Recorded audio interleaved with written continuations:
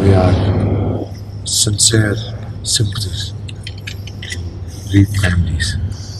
I want to assure you, on my behalf and on behalf of the government of Pakistan and the people of Pakistan, that we will hunt down these perpetrators, culprits, killers, and will not rest until we have caught them and given them exemplary punishment. We have put charge the affair and we will take additional measures to cover and protect the lives of our Chinese friends wherever they are in Pakistan.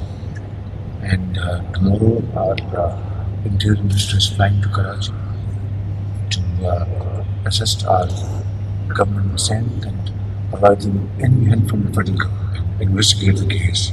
Whatever is required from the federal government, it will be at the disposal of our brothers in the province of Sindh, the chief and his government.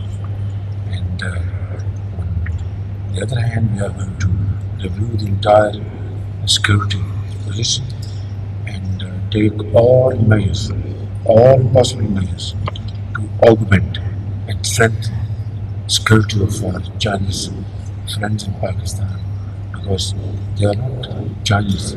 To me, they are Pakistanis, and there is no difference to bilateral relations.